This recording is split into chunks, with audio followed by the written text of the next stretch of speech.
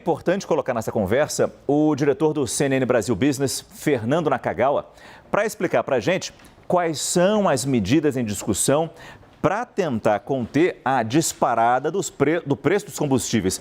A gente sabe que é uma missão difícil, a gente está vendo o esforço dos governadores para isso, né, Naka? Boa noite. Boa noite, Márcio. Há uma série de propostas sobre a mesa atualmente, mas, obviamente, para um problema tão grande como esse, a solução não necessariamente é fácil. E há muitos pontos a serem observados, porque há aspectos positivos nas grandes propostas em discussão, mas também há dificuldades e problemas nessas propostas. A gente preparou uma tela aqui com os grandes temas, as três principais propostas em discussão. A primeira, Márcio, é a proposta federal, do governo federal, de redução de impostos. O aspecto positivo é que reduz imediatamente, basicamente, o preço final do litro dos combustíveis. No caso, por exemplo, da gasolina, a gente poderia ter uma queda de 10% só com a redução, com o zerar dos impostos federais. Mas aí tem um aspecto negativo. Isso geraria uma menor arrecadação para o governo federal ou para os estados que dependem muito, como a Renata mencionou, do ICMS. E o impacto é limitado, porque se, por exemplo, o petróleo realmente se confirmar a tendência de alta e superar os $100, esse desconto no imposto seria rapidamente superado ou anulado. Agora a gente tem a segunda proposta que foi debatida hoje pelos governadores, o Fundo de Estabilização.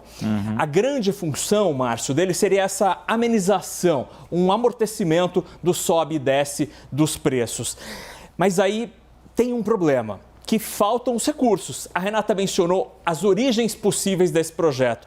Só que a gente teria de trocar o pneu do carro com o carro andando, porque a gente teria de usar os recursos para amenizar a tendência atual do petróleo, ao mesmo tempo em que a gente teria de constituir este fundo. Normalmente, os economistas dizem que o fundo deveria ser criado em momento de queda de preços. E aí você retém uma parte do dinheiro para conseguir guardar esses recursos para usar no momento de alta dos preços. E rapidinho, a gente sabe de quanto seria esse fundo? Existe uma ideia disso? Os governadores não mencionaram, pelo menos até o que se sabe até agora, o valor deste fundo. Teria de ser bastante parrudo para que a gente observasse algum tipo de efeito.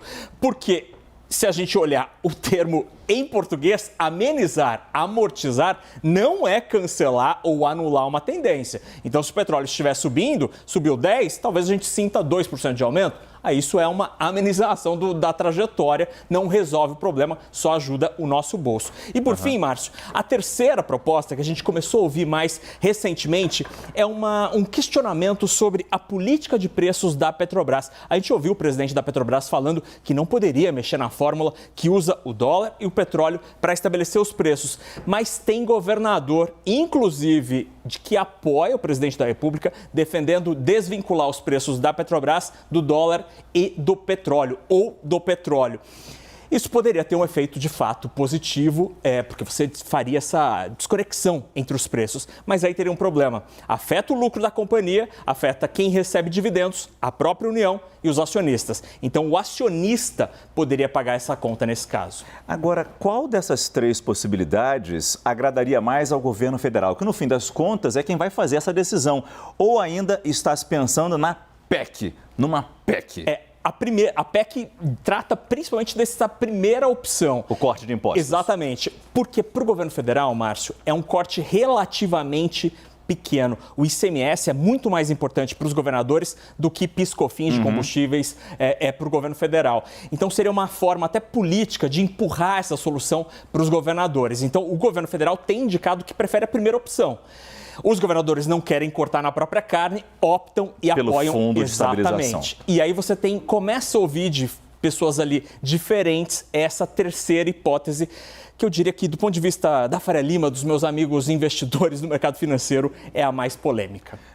É difícil chegar a uma conclusão aqui, mas a questão é preciso chegar rápido a isso, porque a gente está enfrentando essa alta já há bastante tempo e a gente sabe que o preço no mercado internacional, a tendência ainda é de alta.